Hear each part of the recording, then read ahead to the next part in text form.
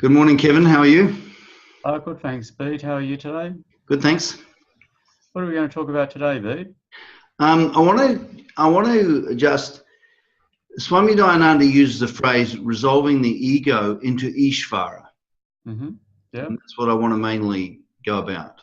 I want to examine this sort of, what this means. Mm-hmm. Okay? Yep, that sounds interesting.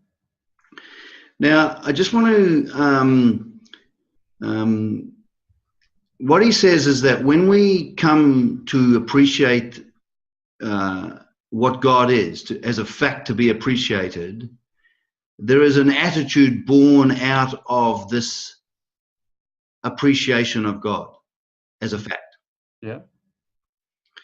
And this, in one sense, verifies. So we know, we understand what Swami Dayananda means when we're actually being this attitude. Mm. Now, when I was in India, one of the first things I asked him about was what he meant by attitude, because I wasn't really getting it. And what he said was that the attitude pervades the individual. The attitude is the individual. So an attitude is what we are being. Mm. It is not something we're thinking about. It's not the thinking that is consistent with that attitude. It's not the feelings that it is a way of being that pervades every aspect of ourselves. It's a little bit like, you know, when you're angry, you're soaked with anger, aren't you? Yes, saturated with anger. That's right. So when you're in a angry attitude, every aspect of you is being that attitude of anger. Mm. Mm. Your tone of voice, your whole experience of yourself.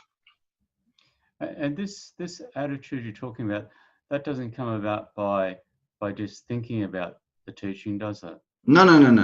What we're talking about is an actual way of being in the world that is born out of an understanding of what Swami Dayananda means by God. Mm. And so it's not born out of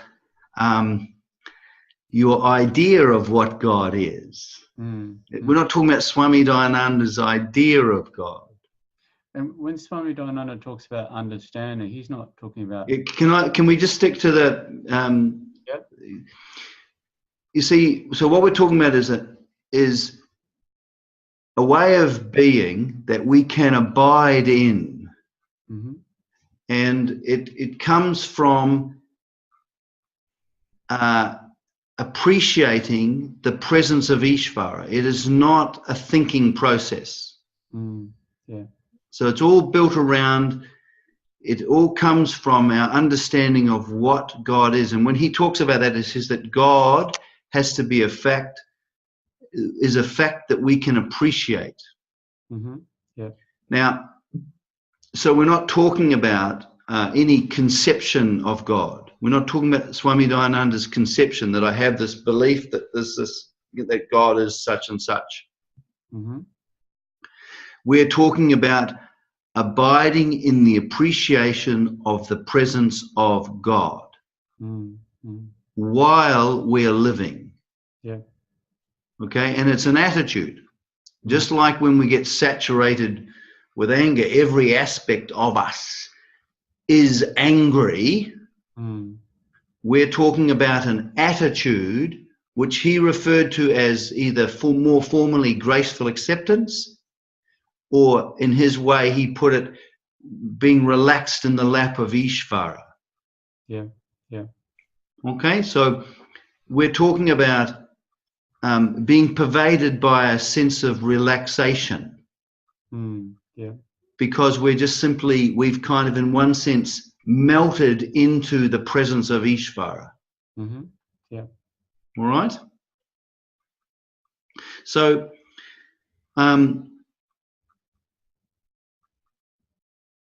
so what we're looking at is we want to be able to appreciate the presence of God. So the first thing that we're going to look at is where exactly is the presence of God to be appreciated? Yeah, that's a good question. Yeah. And you see, normally what happens is that we tend to think about in the future I'm going to come to some kind of realization. Mm-hmm.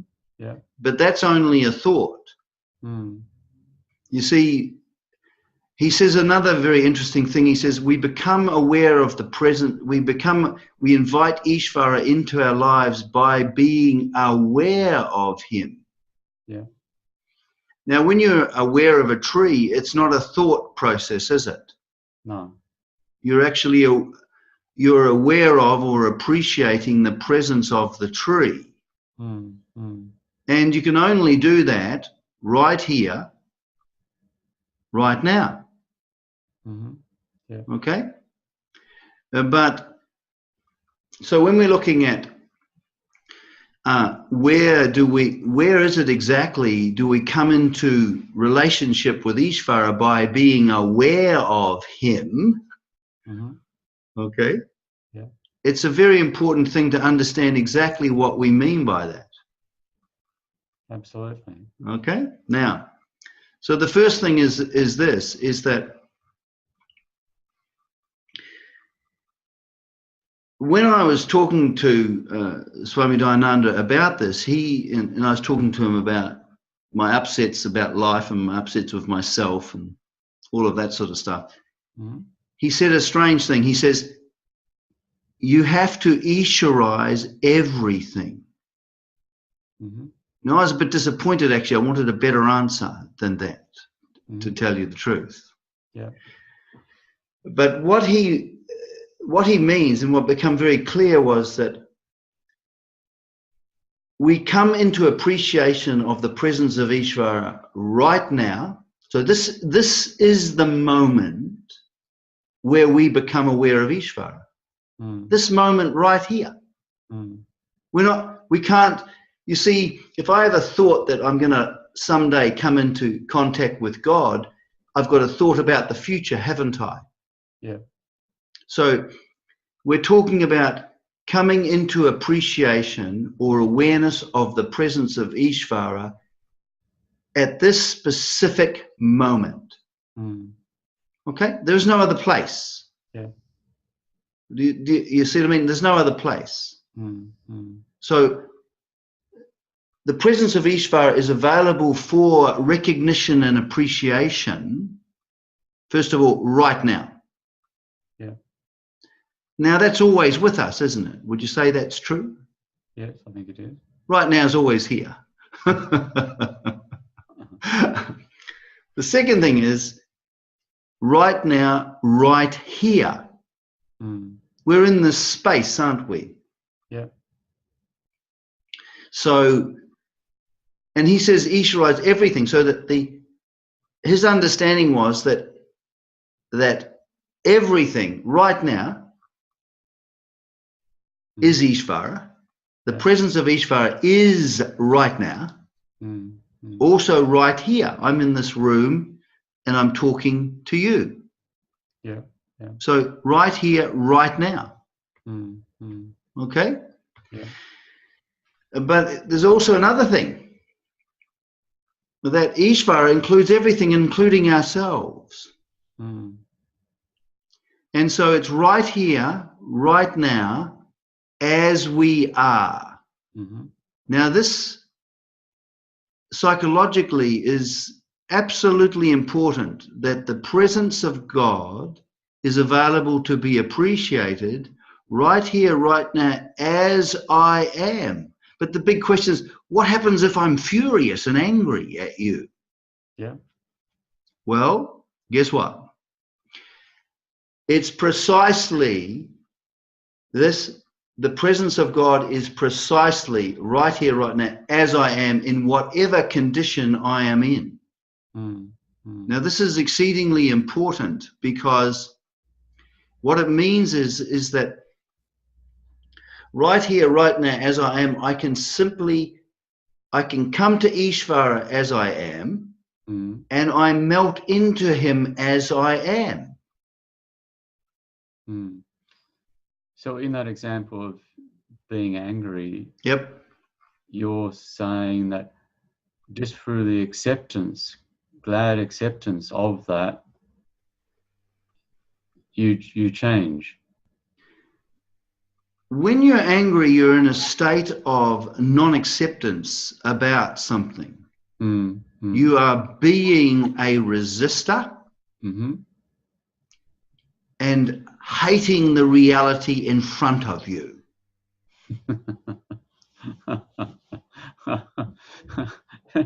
Yes. You know, when you're being sad, you are being a resistor, hating the reality of sadness. When you're being lonely, you are being a resistor, hating the experience of being lonely. When you're bored, you're being a resistor, hating the experience of being bored. So, according to Swami Dayananda's teaching on this, is that all human suffering involves self-dissatisfaction. I am dissatisfied with the way I am. The way I'm being. The way I'm being. Do you see what I mean? Well, actually, and it's sort of like, so what's happening is I hate being this way. And it always involves a dualism, doesn't it? Between me as a resistor and what I am resisting. And it feels very real as well. It's going to go on forever. Basically, I take the experience of myself to be true. I also take the experience of what I'm facing to be true. But it always involves an object that I hate. I'm not only hating what I'm like, I'm hating what's giving me the trouble. So what happens is that this is why Swami Dayananda says that fundamentally, psychologically, we are a fighter. We're a ninja. We have a ninja attitude. Yes. And we are being this resistor. Okay? Yeah. And then we might even object to that. Oh, I don't want to be like that. And when we're caught up in psychological misery in ourselves, we try and do something about it through action or through thinking. And we try and get away from it, either by changing other people or trying to calm ourselves down. So we engage in all of these actions, which is understandable. But what Swami Dayananda says is that the actual problem is located with me. It's not my anger, it's me as a angry person. But what I do is I objectify the problem. I've got anger out there that I fight with. I've got depression out there I fight with. You see, so what characterizes our psychological life is an escape from what we're actually like, because it's too painful to be ourselves. So we're constantly moving away from ourselves. We want to get away from ourselves. Even when we're arguing with other people, we're trying to change them so we can get away from the feeling I'm having about myself. When we're obsessively trying to change the world, we're doing that because I want to get away from the feeling I have about myself. The way I'm being. The way I'm experiencing myself to be. Yeah. But normally we don't, that's not seen. We see that the problem is whatever we think is making us angry. The object that we're fighting with, yes. Even if it's our own loneliness, we're fighting with the loneliness. Which we've objectified it, and in one sense we get away from it because we're pushing it away. But the mischief maker is me. I'm the one who is miserable. And but my attention is extroverted out to try and deal with this misery. Now, what Swami Dayananda is teaching on God is that the way I actually am is the presence of God, and if it's appreciated as that, the myself as a resisting, fighting, complaining person disappears.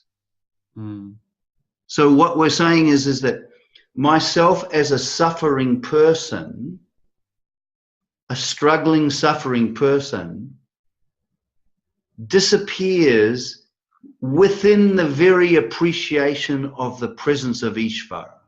Now this is extremely important. So the transformative factor is reality. It's the appreciation of the presence of reality. You see, the presence of Isvara is always here.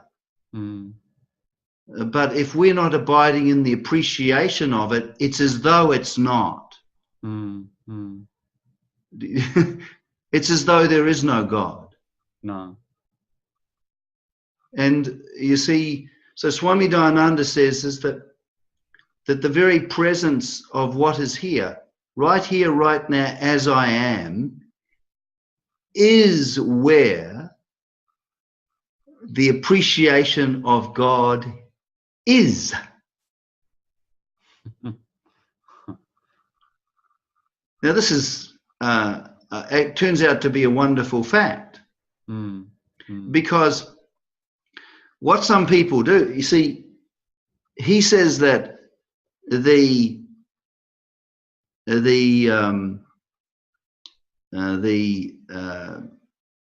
basis of acceptance, self-acceptance, is the understanding of Isvara.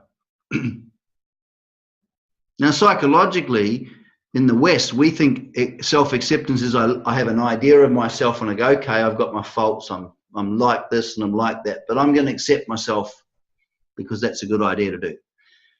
I'm okay. But despite this, so what I'm doing is I'm objectifying myself and I'm accepting that self. Now, this is not what he means. No. When he talks about self-acceptance, he means an actual existential condition in which I am at home with myself and I am not striving to be something different. So when I'm appreciating myself as acceptable. I'm not having a thought about myself that I'm saying I'm finding acceptable. Yeah. I'm not doing this delusional stuff of I'm feeling miserable. Okay, well, really I'm consciousness. I'm not giving myself a nice idea to resist and defend myself against my experience of myself.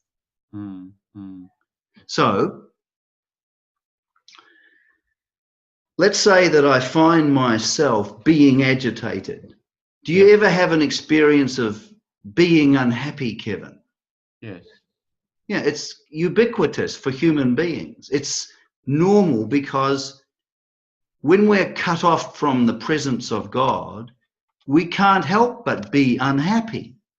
And we have all of these various ways of dealing with this unhappiness, meditating, talking to others, going to movies. We've got all of these various ways that we use to feel good about ourselves. And distract ourselves from... Absolutely, yeah. And thinking that's a solution and, you know... Yeah, that's right. We just want to get the hell out. We've got one thing. We want to get the hell out of away from ourselves. We want to go away from ourselves because right here, right now, as I am, I feel very miserable. Okay? Now,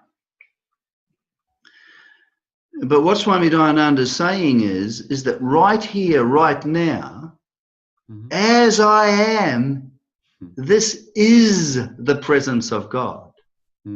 And that the moment I shift into the appreciation of this, the psychological misery is resolved.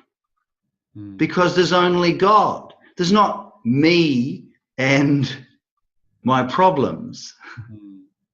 There's just only the presence of God in the form of what is. This eradicates the friction. So I want to just go into this practically. Yeah. Okay, so you see, I found this. I didn't really talk to Swami Dayananda about, consciousness and the self and all of that stuff. I restricted my conversations to what I needed to talk to him about, which was my depression, my insecurity, my contradictoriness, my emptiness. I was very interested in resolving the suffering that I seem to recurringly get caught up in. Yeah. No matter what I did. And what he's made clear is this, is that what become clear is that you don't have to, this has nothing to do with spiritual idealism. Here you are, let's say here you are, you're miserable. Then what you do is you simply pause and you appreciate the presence of reality. You, in one sense, you just simply melt. You just simply, here I am. You just simply remain with yourself as you are, appreciating the presence of reality as that. So the presence of God is this. But when you just simply melt into the way you are, do you know what I mean? The presence of reality, just that's here, and you melt into it. So all the time we've been moving away from it or pushing against it, haven't we? Resisting it. Or trying to ignore it. Do you know what I mean? We either push against it, try and move away from it, run away, or sort of put up with it. But what this is a wholehearted receiving of the presence of reality into my life without reservation, right here, right now, as I am. And that lifts me out of what I was formerly being a resistor and not liking what appearances I'm being faced with. Yeah, I don't. You don't have to like what's happening. We're not talking, but you disappear as a resistor. Yes. So what happens is that here you are. You just simply, with this understanding, let's say you notice yourself being unhappy. So what you go is, okay, what I want to do now is I want to melt into the presence of God as I am. So by melting into the presence of God, is relaxing into his lap. Does that make sense? So what happens is it is just simply remaining with myself as I am. Now we're going to do this if anyone is watching here. We'll just do a little exercise, a little meditation, shall we? Okay? So here we are. We're finding ourselves miserable. Now, instead of, we're not going to try and do something about that misery. We're not going to try and have spiritual thoughts about myself so I can feel better. We're not going to do anything. We're not going to move from one place to another. We're going to remain with the presence of reality as it is. We're going to remain with what is. And remember, in Swami Dayananda's eyes, the presence of God is right here, right now, as I am. No other place. So there's no self-rejection, no denial, none of all of those psychodynamic ego defenses. You completely give yourself over remaining as you are and leaving yourself in Isvara's hands, actually. So here I am. I'm sitting here like this. I pause and I just simply sink into the way I am, because the way I am is the presence of God. Does that make sense? So I just want you to do that just for 20 seconds. I just simply want you to sink into the way you are, right here, right now, as you are.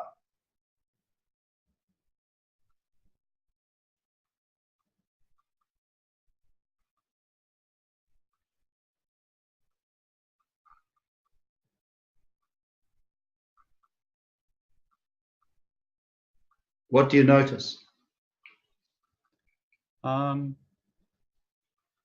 noticed I became quiet. You become imbued with relaxation, don't you? Now, isn't it? It's not that you've got a relaxed mind. You yourself are being relaxed, aren't you? Yeah. Now, isn't that interesting? You've done nothing. You've still got the same objective problems in your life.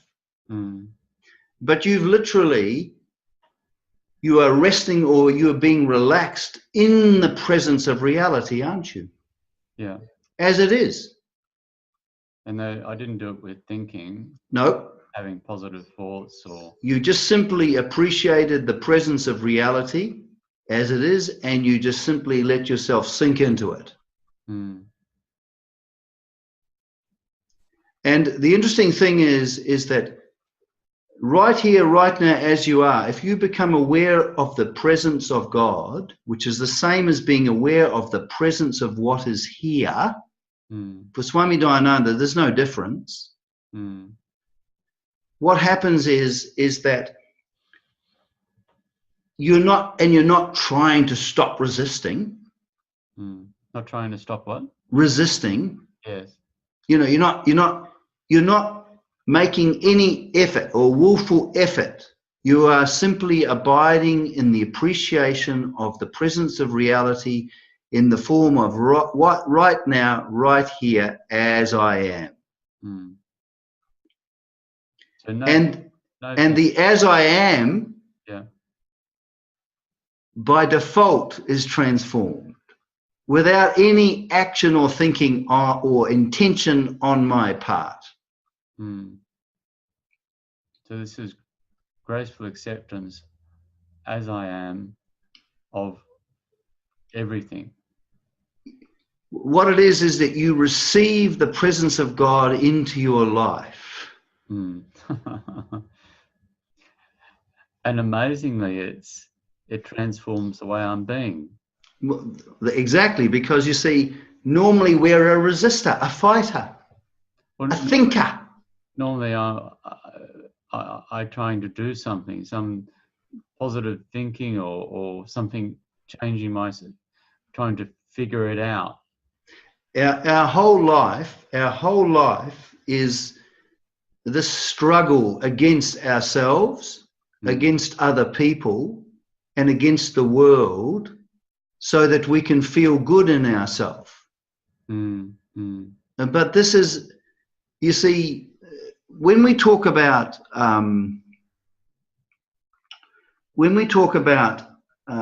he says that God is a fact to be appreciated.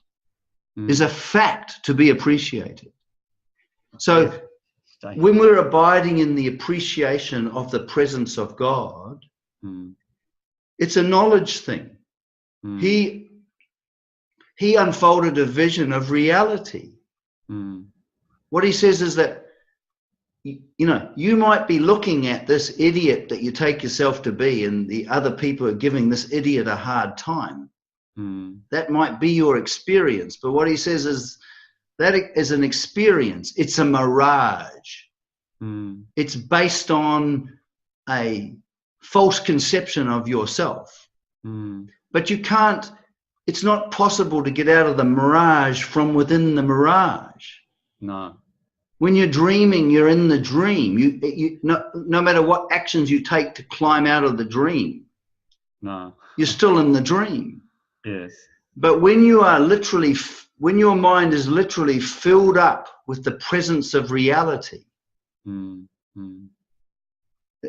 There's no dreaming. No. And there's no functioner. There's just the functioning universe. There's the presence of God in the form of this functioning universe, which is perfectly in keeping with the intelligent arrangement it is. Your experience isn't split up between the functioner functioning on something outside himself. There's just functioning. And there seems an emphasis on just being relaxed, being. Well, there's not. No, it's the appreciation of yourself as relaxed. There's not an emphasis. If you appreciate the presence of Isvara, you're abiding in the appreciation of the presence of Isvara. You've stopped your struggling. It's a little bit like, imagine there's this beautiful calm, there's this water, and you're stirring it up, and you're stirring it up and stirring it up. If you stop the stirring, what happens to the water? Becomes still. Yes. And how Swami Dayananda puts that is, there's less of you and more of Isvara. You see, we are the place where the problem is. But when we literally melt into the presence of reality, by appreciating that reality, sinking into the appreciation of that reality.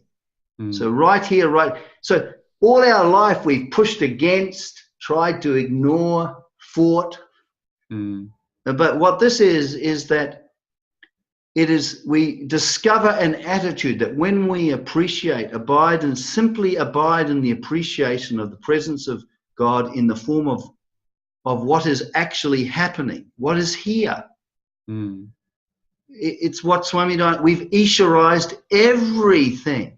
We're not having a philosophical thought. What we're undergoing is a transformation of our being. But we are not doing it. It's through abiding in the very appreciation of the presence of God. Right here, right now, as I am. It's very important, this as I am, because often people can use spirituality and religion or even Vedanta as a method to deal with themselves, as a system. But Vedanta is a vision which we can abide in while living. It's got nothing to do with that stuff. So this is a wonderful teaching because, you see, when I first heard Swami Dayananda said that, the teaching of the Gita, the psychology of the Gita is complete, I went, I thought maybe there's a chance that it will be complete, because I'd studied various psychological theories,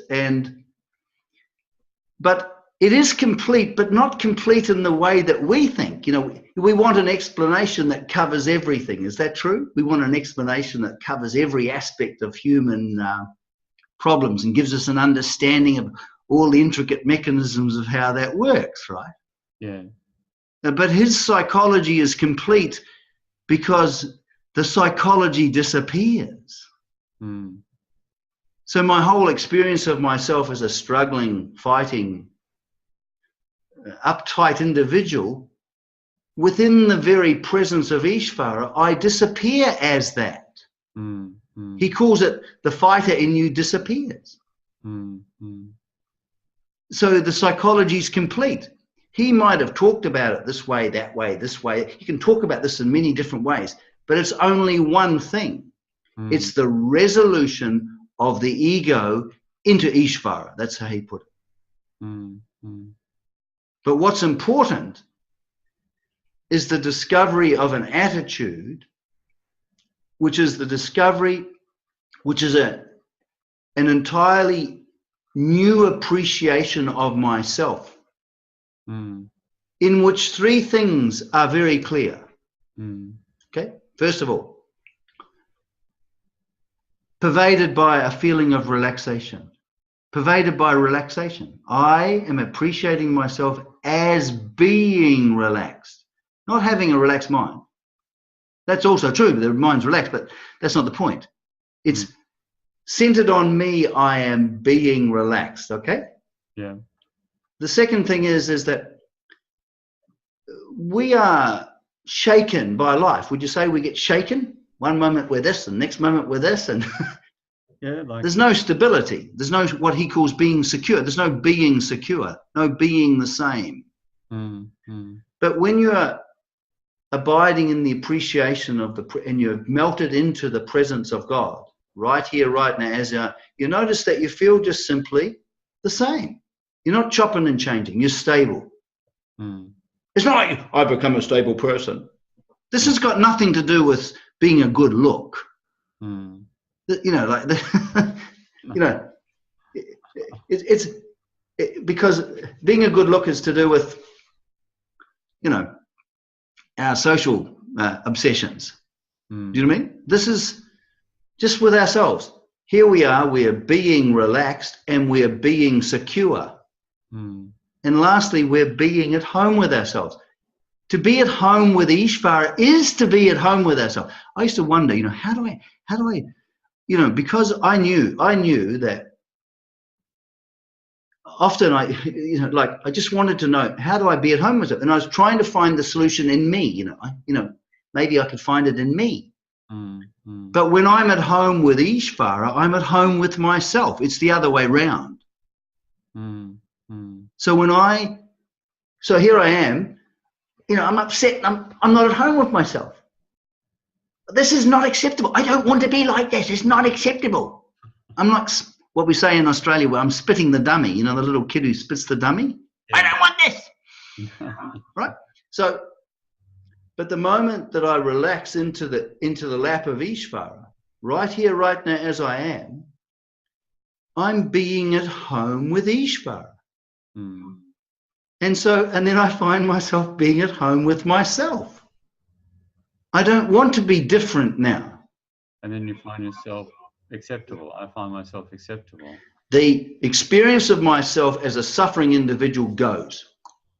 I don't need to be any different. No. When I'm being at home with myself, there is not a desire to want to be something different. This is extremely ordinary, by the way. This is just really ordinary, you know. It's not some magic,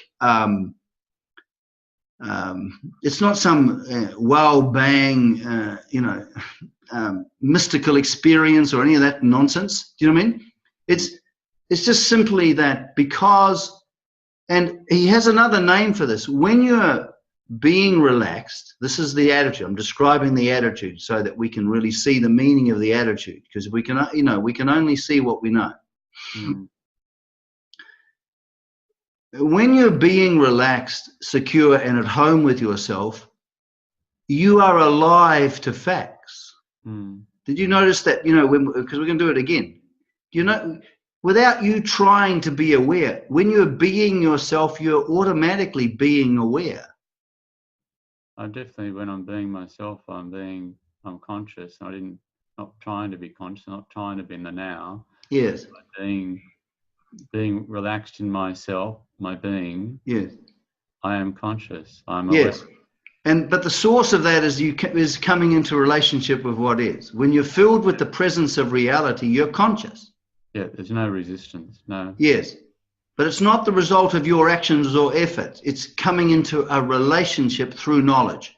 You see, the only place where you can appreciate the presence of Isvara is right here, right now, as I am. So let's say, for example, so we're sitting here now like this, right? So I just want you to sit here for a minute and just simply appreciate the presence of what is right here, right now, as you are. So just simply sink into, in one sense, just simply sink into and remain with yourself as you are. Because the presence of yourself as you are is the presence of God in Swami Dayananda's eyes. Okay? Okay, just do that. We're just simply abiding in the appreciation of the presence of what is. And we just simply melt into this presence.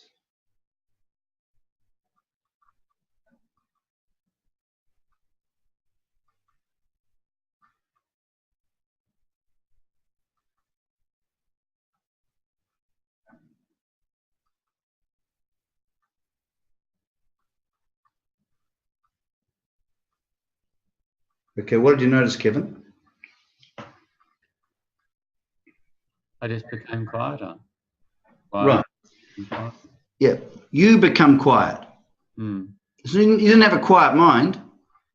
You were being... Now, what about in terms of the relaxation? Did you become relaxed? Yeah, more relaxed. Yes. So in other words, there's not that tension of fighting. Does that make sense? Yeah, yeah. And this is what he means by being relaxed in the lap of Isvara. You're just simply being yourself and relaxed in that being yourself. But you're not telling yourself, I'm consciousness and, you know, I'm aware and awareness and all of that nonsense. However, you are appreciating yourself as being aware, aren't you? Yeah. I'm not concerned about thoughts arising, like they come and go. Yeah. The mind is quieter, but that's not my aim, that the mind be quieter. Right. Yes. Point. Yeah. We don't try and... Swami Dayananda said, leave the mind alone. You know, so we're not trying to fix the mind. That's a loser's game that the West has been trying for years. Yes. So getting back to this, so here we have this, and we need to give our attention to this teaching of what Swami Dayananda means by God, because we need to understand and appreciate this attitude of being relaxed in the lap of Isvara. Because why it's so important psychologically is that most of our ways of being in the world is the result of reactions, which have their source in the past. But when I'm appreciating myself as a simple conscious being resting in the lap of Isvara, that is not produced by my history, my past interactions, or anything like that. And myself as that is undamaged. I haven't been hurt by the world. This simple conscious being that I am, and that I appreciate myself as I am in the lap of Isvara, is not the result of psychosocial forces. Okay? Yeah. Now, I want to explain how this is different from mindfulness, because mindfulness is pretty popular these days. Yeah. But in Vedanta, we do not practice to become aware. Because if I'm practicing, that means I'm going from one place to another. Okay? Yeah. We might do a practice to calm down. Does that make sense? Yeah. But we're not. But the thing is that in this instance, we're looking at, first of all, a wisdom, and then what we do is we live that wisdom. We're not practicing to attain the wisdom. We're not practicing to be alive to facts. What beautiful phrase that Swami Dayananda has, we're awake to the moment by being ourselves. Now, the whole of Vedanta is built around this. This is because what Vedanta is not a theoretical structure. It's not a system. It's a vision in which we can abide while living. So now, you ever heard the expression karma yoga? Say it again. Right? Have you ever heard the expression karma yoga? Yes. What it says is it's the performance of action with proper attitude. Now, the thing is that in my daily life, I've got no choice about what I have to do. I have to get up. I've got to wash. I've got to eat. There's various things I have to do. Yeah. The big question is, how do I do it? How? How am I doing what I'm doing? Does that make sense? Yeah. I have no choice about doing. No. How you being about while you're doing things. Yeah. So it's a question of how do I do what I do? And what we want to do is we want to convert our daily actions into a yoga. And you see, now the thing is that Swami Dayananda says brought up a very interesting thing in Value of Values, that when our mind and our bodies come together, we have a feeling of being together, of wholeness. Okay? Because we're no longer split. Normally we're split.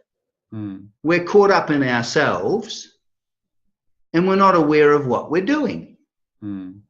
That's the structure of it.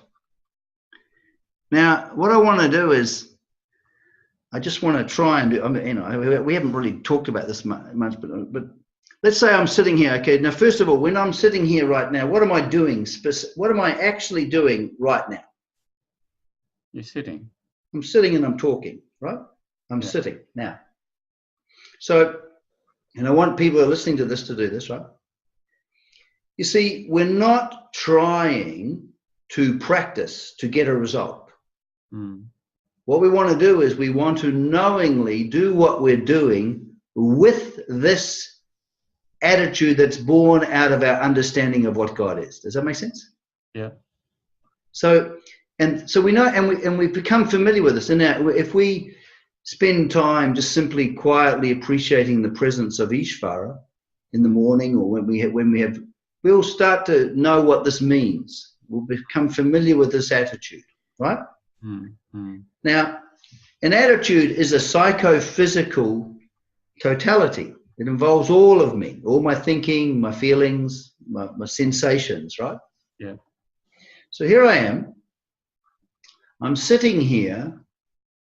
And what I want to do is I want to just simply knowingly sit here with this attitude that we've been talking about. So what I want you to do now is just simply do what you're doing, which is you're sitting here for about 30 seconds, and just simply do what you're doing, which in this case is sitting here, but do it with this very relaxed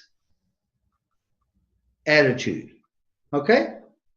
Of being relaxed, not shaking, and being at home with yourself. So just doing this simple action of sitting here, and just so you're going to bring the attitude to the action that you're doing. Does that make sense? Yeah. And when you bring this attitude to the action you're doing, the mind and the body come together. There's a sense of wholeness. But I want you to simply, all we're going to do is just, we're not thinking about awareness, we're not thinking about consciousness, we're not thinking about all that stuff. All we're going to do is we're just going to do what we're doing this here with this very simple attitude. Okay? Yeah. Go.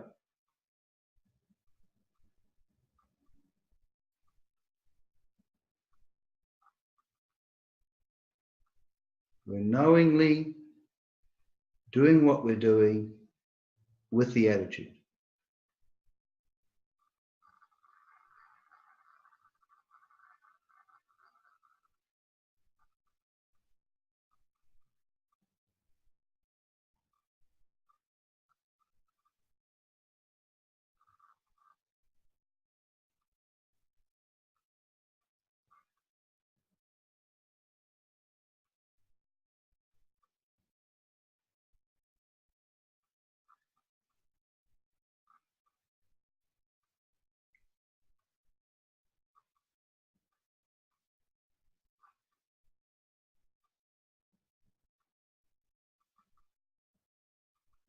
Okay. Do you notice when you do this, you're living the attitude, aren't you? Yeah. Which is living the wisdom. Mm-hmm. Now, did you become more aware of the sounds? And the way I'm feeling and Yep. my body, just the way I'm being. You come alive, don't you? You yeah. come alive to what is. Mm. And in that aliveness, you're relaxed, aren't you? Yeah. And that's what Swami Dayananda says, that most times we're not alive to facts. We're somnambulists. We're like sleepwalkers. He says we're only living when we're alive to facts. Yes. So you were just simply surrounded by facts. But there wasn't the piggy in the middle struggling and thinking, was there? No. Okay, because so you disappeared as a separated entity from reality, didn't you? Yeah. Because I mean, it's important to look at our experience in the light of the teaching. Yeah. So we see I don't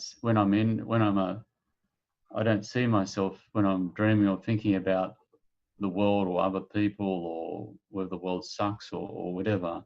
I don't think I'm in a dream. I think I'm experiencing reality then. Yes, when we are not abiding in the appreciation of the presence of reality, we are caught up in our own world. That's how Swami Dayananda puts it. We are full of ourselves, not full of God. Okay? Yes. But when we are being ourselves in this simple way, while we're performing an action, what it means is that he says that we're rooted in God, not rooted in ourselves. It's a wonderful teaching, really, because you see, I know that when I react or I fall out of Isvara's lap, first of all, I forget God entirely. And when I say I'm not talking about forgetting the idea of God. I just simply am no longer appreciating the presence of reality. And I become totally what I fall into, this reactive idiot, whatever. Okay? Yeah. But the whole purpose of karma yoga is to establish a way of living in which we are living in God while living. We're grounded in reality, not in ourselves. And he says this is the first beginning of Vedanta. It's the reduction of subjectivity. We don't reduce subjectivity by saying I'm going to work on myself and get rid of my subjectivity. That's a Western idea. What we do is we just when we notice that we've shifted away from being in Ishvara's lap, we come back simply to what we're doing, and then we do what we're doing with this attitude. Let's say you're suddenly upset, and you can suddenly go, okay, I'll just sit here. Okay, I'm going to sit here. Okay. And I pause, and I'd simply knowingly come into conscious contact with Ishvara as he is. I just melt into Ishvara as I am. Does that make sense?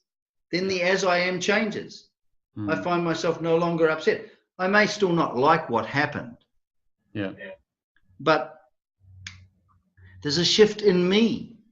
Now I have the basis of practice. I'm not trying to be mindless, mindful. I'm what Swami Dayananda calls living the wisdom. In Vedanta, the whole point is, first of all, knowledge. What's the first knowledge? That whatever is here is the presence of God. That's a wisdom. But it's a transforming wisdom, because when you're appreciating that fact, you become relaxed, secure, and at home with yourself. And it didn't arise from having my thinking or no self-manipulation. Or my ideas about Vedanta. No. Or ideas about Vedanta are of no use whatsoever.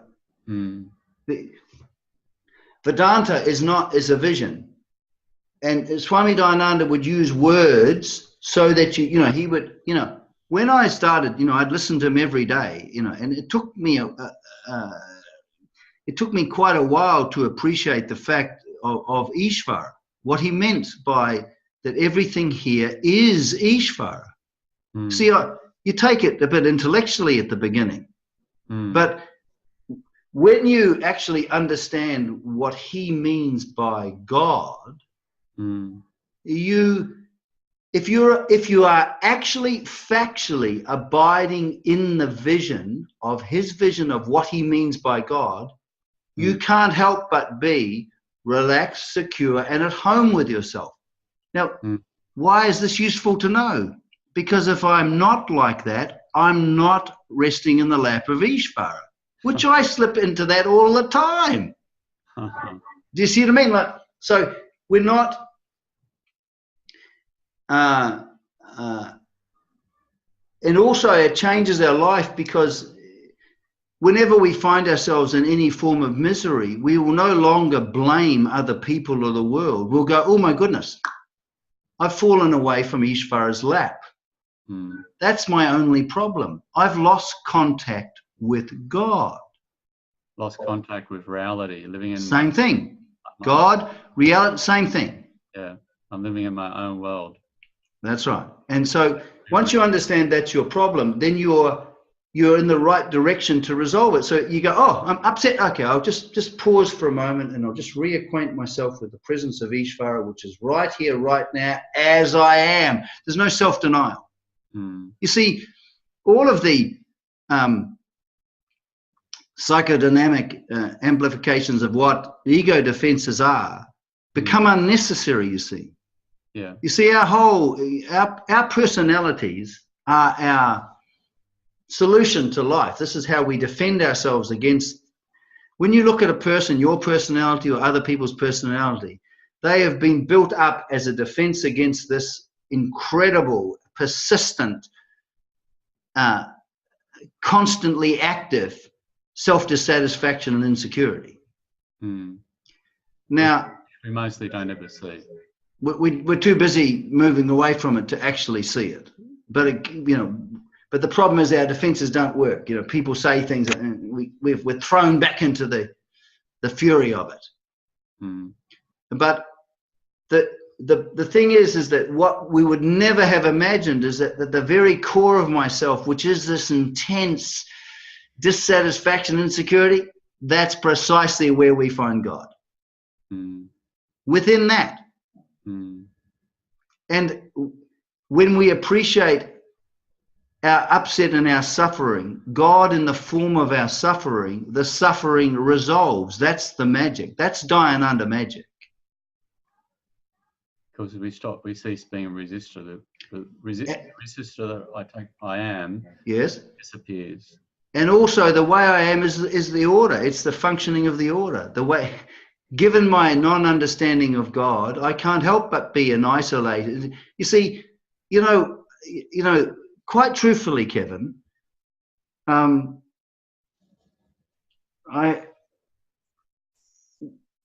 I'm not abiding in the appreciation of the presence of God and resting in his lap while I'm performing action, I am a tale told by an idiot full of sound and fury that signifies nothing.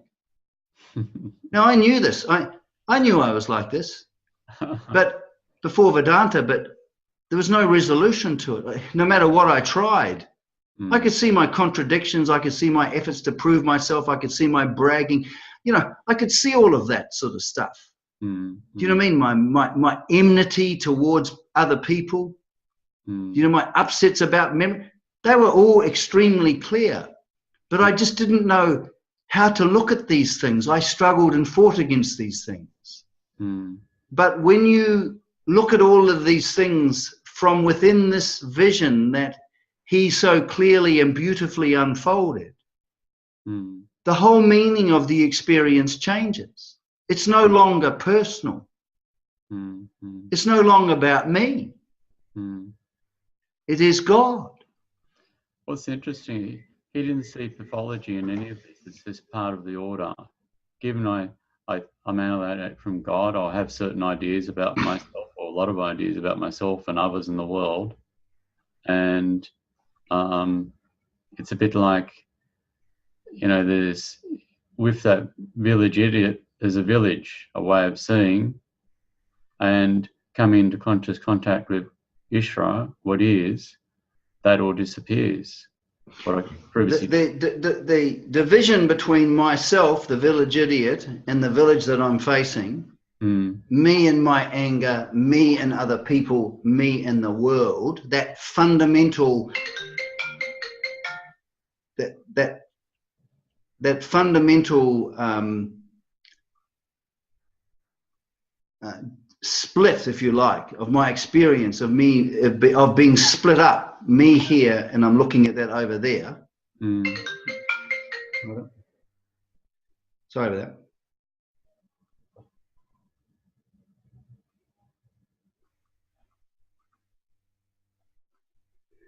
that. That fundamental friction, because you can only have friction between two things. So when you're actually being this psychological entity trying to find happiness in the world, there's no resolution to that. No. So what I'm saying here is that even before we go into, in one sense, the practice of bringing this attitude and doing what we're doing, you know, it's amazing. You can be doing, you can be taking a plate and you can just be doing this plate with this attitude. Does that make sense? And the thing is that normally you might have thought, doing the dishes is boring, right? But when you're actually just simply doing the dishes and you're doing it with this attitude, does that make sense? You've turned your daily action into an act of devotion. You're being with Isvara. But it's not this has nothing to do with belief. This transforms you, you see. So it's very important to spend time at the beginning going for walks and really dwelling on this fact of seeing life through Swami Dayananda's eyes. So you're sitting here and you go, okay, I'll just sit here and I'm just going to become familiar with the presence of Isvara. I'm going to become familiar with myself as I'm abiding in the appreciation of the presence of Isvara. And what is the appreciation of Isvara? The presence of Isvara? Right here, right now, as I am. So I come to Isvara as I am. Isn't that wonderful? I don't have to be nice or good or perfect or saintly because I'm none of those things anyway. But what it does is, within the very appreciation of the presence of Isvara, there is the psychological release. This is the whole point. There's nothing else is going to do it. As far as I'm concerned, the Vedic vision of God, I'm not a Hindu, right? I'm born in the West or whatever. But the Vedic vision of God, as unfolded by Swami Dayananda, is the real meaning of religion. And the thing is that you can become more and more familiar with what it is like to live your life in abiding in the presence of God while living. And this gives you this is the preparation for, we are told, for the absolute vision, which I don't know much about. But what I was interested in wasn't so much the absolute vision, because that was too far away from me. I was more interested in my emptiness, my loneliness, my reactivity, my stupidity, all of my contradiction, all of those things that I, without any doubt, I suffered from. And still do. I suffer from this. If I slip away from the abiding in the appreciation of the presence of Isvara, I suffer from these things. Yes. I can't help. It's the law. If you're not if you're not rooted in God and you're rooted in yourself, when you're rooted in yourself, you have all the problems that go along with that. They follow you around. Yeah. So, for anyone who's listening to this, spend time by yourself appreciating the presence of Isvara, which means a complete, wholehearted receiving of reality into your life as it is. There is no psychological denial. You're not trying to spiritualize your life with thinking. That's a bad mistake. Yeah. And even when you're saying spend time with yourself, it also means just in your normal day when you're walking around doing, just be very much receiving the presence of whatever the appearances. Knowingly abide in the attitude while you're just quietly going about your business. This stands without reference to ego satisfaction or ego deflation. It's because you're being yourself while living, quietly being yourself while living. And so, but you need to set aside time, I think, when I found it very helpful to sit quietly with myself. Because myself as I am, that's precisely where the presence of Isvara is. Myself as I am is precisely where he is. I used to have an idea that God was somewhere else until I come across Dayananda's teaching. I thought he was somewhere else. I thought the solution was somewhere else, because right here, as I am, right here where I am, was too much pain. I never received God into my life as my pain. Does that make sense? I never did that. Why would you do that? That's too, but this is the wonderful thing, is that his teaching unfolds very clearly that right here, right now, as I am, this is precisely where the reality of God is to be appreciated. And in that appreciation, there is this psychological release. It's self-verifying. You don't have to, you don't have to believe anything. You just suddenly, you abide knowingly in the appreciation of the presence of God. You find yourself being relaxed, saturated with relaxation. That's strange. For an uptight guy like me, that was big time for me.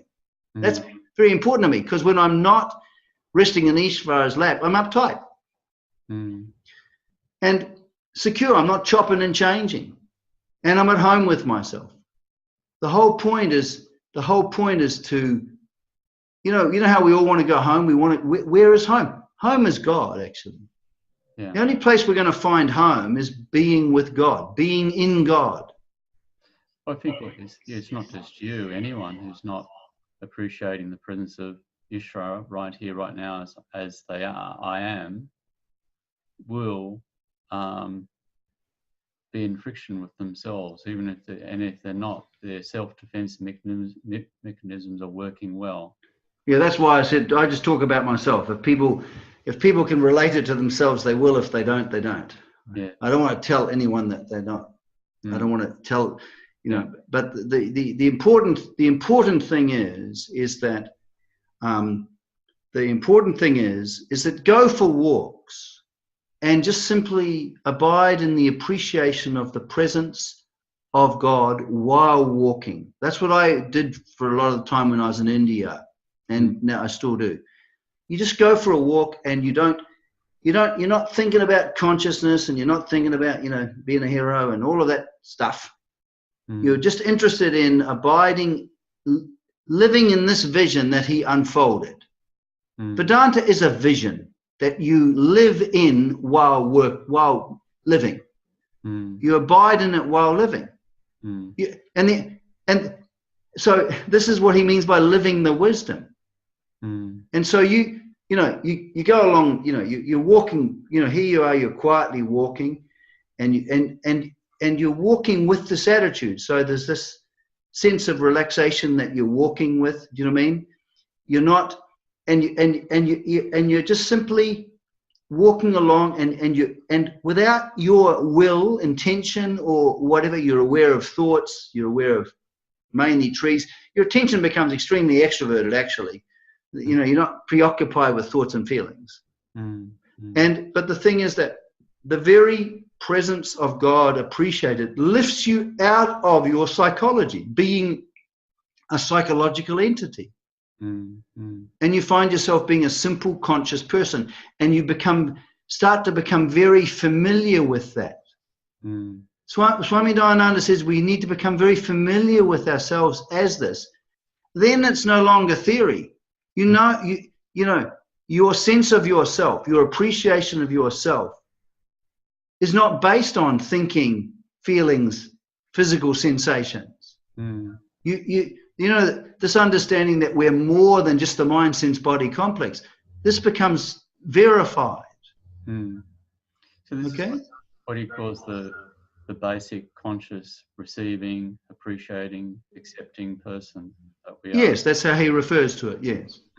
But again, he's unfolding that, not to try and be like that, not to try and be like that, but to discover an appreciation of ourselves as that.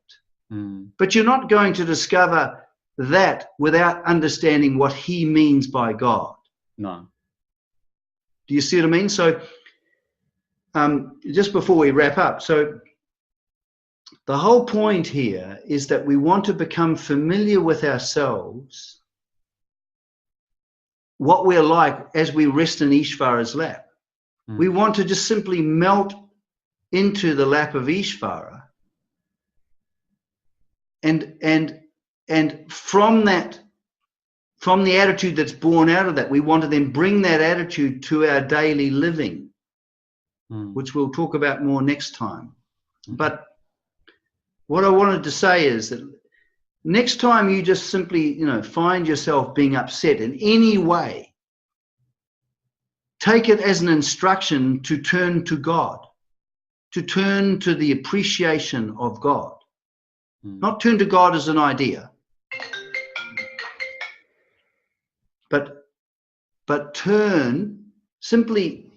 I don't know why I can't turn this phone down. Simply turn and shift to appreciating the presence of God right here, right now, as you are. And this as you are, this as you are, sorry.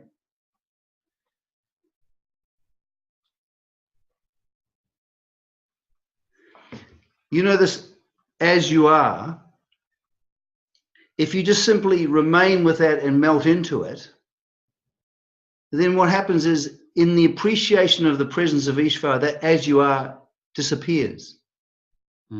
Because the resisted thing goes away. And all you've got is the functioning of the order. The presence of God in the form of a functioning order. You're no longer a functioner. Piggy in the middle. You're no longer the piggy in the middle. Yeah, that's right. Okay? So try that. Go for walks and just become very familiar with abiding in the presence, the appreciation of the presence of Isvara in the form of trees, thoughts, feelings, cars, rubbish trucks, rubbish on the road. Doesn't matter. God is no less present. And I think I'll just end with this. Swami Dayananda says that to touch the water, the ocean, you don't have to get into a boat and go in the middle. Anywhere you touch the ocean is the ocean. Now, what this means is, if I pause and just simply become aware of whatever's here, thoughts, feelings, trees, colors, confusion, doesn't matter. God is no less present. Does that make sense? Yeah. So this is an all-inclusive vision. And the important part about this is that when I am abiding in the appreciation of the presence of Isvara, this is exactly the same as me being alive and appreciating the presence of what is. It involves no psychological denial. It doesn't involve spiritual idealism where I say spiritual things to myself. It is me coming into a living contact with what is. And in that contact with the presence of God or Isvara, I find that I change without any thinking or volition on my part. Okay? Yeah. Okay, Kevin. Thanks, Bede. Bye-bye. Bye-bye.